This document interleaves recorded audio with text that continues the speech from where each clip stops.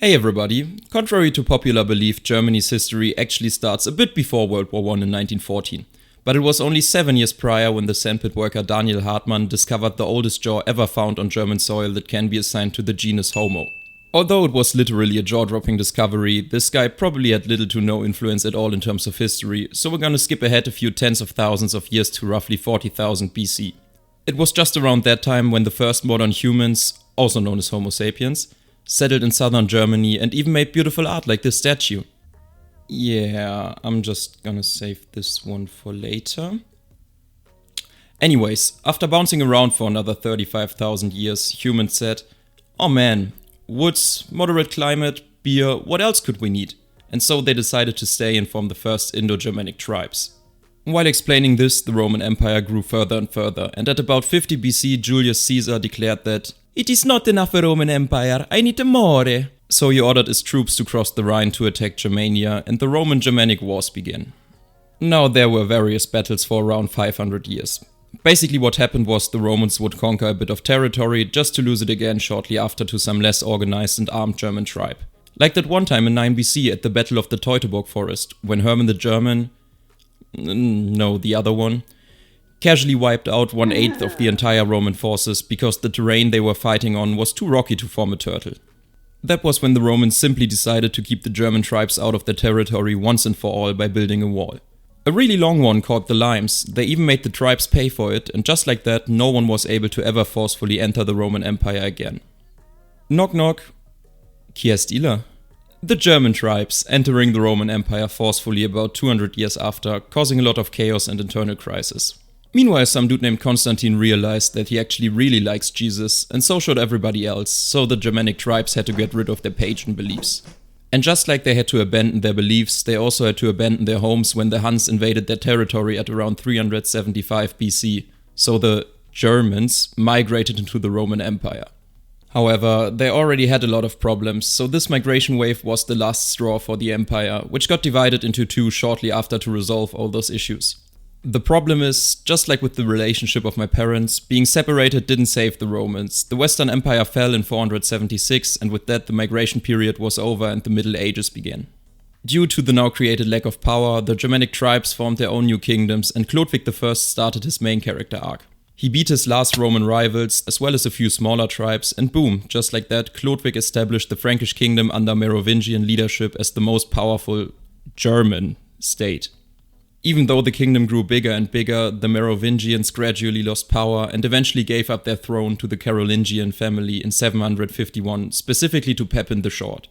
And as if being called the Short in history books wasn't enough of a humiliation, his son Charles became an official Roman emperor and would forever be remembered as Charles the Tall, aka Charlemagne, because of his success in terms of proselytizing and expanding the Frankish kingdom, which lasted for a solid 29 years before being divided into 3 different parts. While the one in the middle was basically irrelevant, the Kingdom of the West and East Franks would gradually develop into modern France and Germany. Oh man, I do have an empire, but it's neither Roman nor holy, said the newly established King Otto I. So he and the Pope became bros, Otto became King of Italy and, even more importantly, an emperor.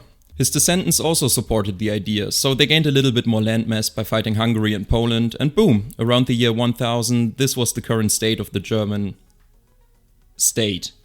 This is important because the border right here can be seen as the Holy Roman Empire version 1.0, or in other words, this is where the actual history of modern Germany begins. Remember how the Germans became Christians about 700 years ago? Yeah, and since Christians during this time are extremely well known for their tolerance towards other religions, they went on a crusade to make Jerusalem more Christian and less Arabic, which worked for roughly 88 years before getting kicked out again by, you guessed it, the Arabs. But since the first one was such a success, they went on 6 more crusades over a period of roughly 200 years, which basically accomplished nothing.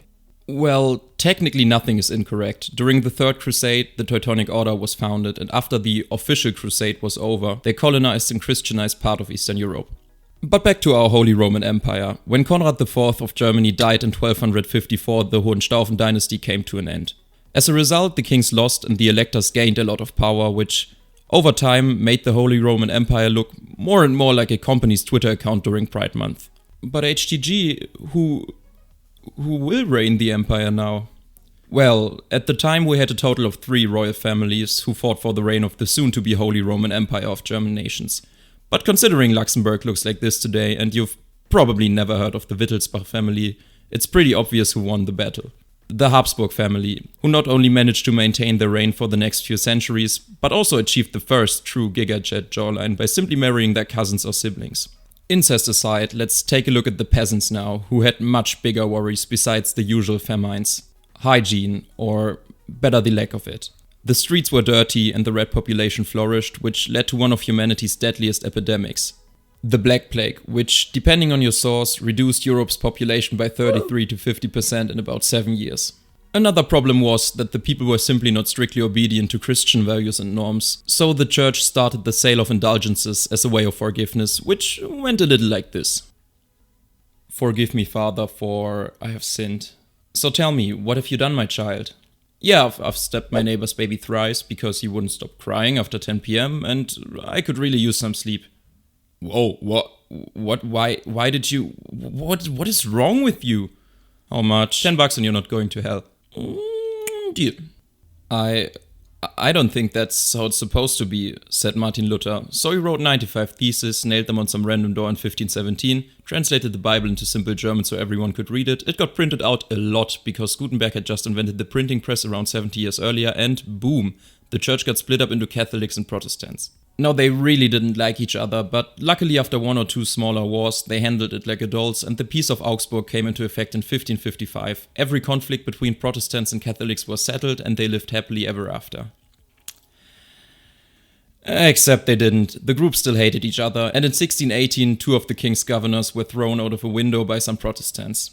This event shall be remembered not as the first, but the second defenestration of Prague, which marked the beginning of the 30 Years' War. Oh, and there's no chance in hell I'm gonna get into this conflict any deeper than I have to. Basically what happened is the war started because of religious differences, but became more and more about the winning of new territories. It was pure chaos, everybody was fighting everyone, and this mess came to an end 30 years later with the Peace of Westphalia in 1648. Once again, the population was reduced by around 33%, and Prussia is now, besides Austria, the most powerful state of the HREGN. This Austro-Prussian rivalry got even more intense after the 7 Years' War, which technically lasted 9 years, but either way, Prussia was one of the winners and became a great power, completely changing the European balance of power. Just 5 years later, the Ottoman Empire declared war on Russia. Poland helped the Ottomans, and the United Kingdom and Prussia supported Russia.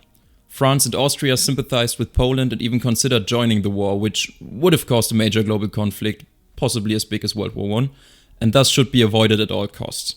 Any ideas? Okay, listen. Should we each just annex a teeny tiny part of Poland and stop fighting? Deal. Long story short, they did it twice more and the conflict, as well as Poland, disappeared. But this guy wasn't the only one having trouble. In 1789, the French realized that they were broke because they supported America in their war of independence without receiving anything in return. So now it's time for, you guessed it, a revolution. They gave their former king a French haircut and Napoleon Bonaparte came to power. However, this little fella wanted more, so he conquered large parts of the Holy Roman Empire and Europe quite successfully until he decided to attack Russia. During this campaign he lost a vast majority of his men, not to the Russians, but to the winter. He conquered almost the entirety of Europe just to lose against the season. However, this did not stop him. He kept fighting just to lose once again a year later at the Battle of Leipzig, which was basically the end of Napoleon and the establishment of the German Confederation. So now the HREGN was freed and the idea of nationalism ignited.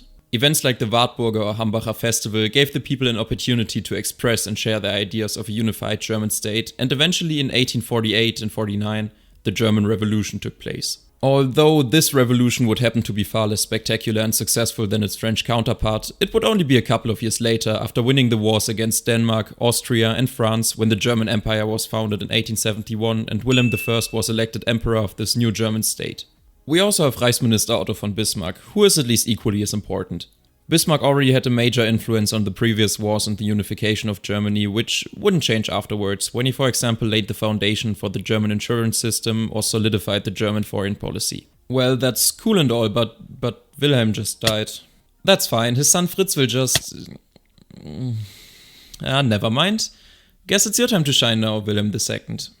The only thing Wilhelm didn't know yet is that he was going to be, spoiler alert, the last German emperor. But let's take a look at Great Britain for a second. They have by far the biggest naval power right now because, as the old German saying goes, their delicious food and beautiful women let the British become the best sailors in the world. And just like his cousin George, Wilhelm also started working on a powerful navy. Due to this arms race, a few other political factors, and some Austrian guy getting shot in Sarajevo who happened to be Austria-Hungary's crown prince, the First World War began. Each nation expected to win this war in a matter of weeks, but it actually took 4 long years and 17 million lives for this war to come to an end. The German Empire surrendered, and on June 28, 1919, the Treaty of Versailles was signed. Germany became a democracy, and everyone lived happily ever after. Except they didn't. They definitely didn't. But first the Golden Twenties began. The whole Western world, including Germany, had a great time partying until, boom, a global economic crisis occurred in 1929, which, combined with the harsh Treaty of Versailles, allowed this Austrian guy called Adolf Hitler to rise to power. I think I'm starting to see a pattern here. But back to the topic. Hitler took Austria as well as the Sudetenland, and on September 1st, 1939 he invaded Poland, which had just been re-established after the end of World War I.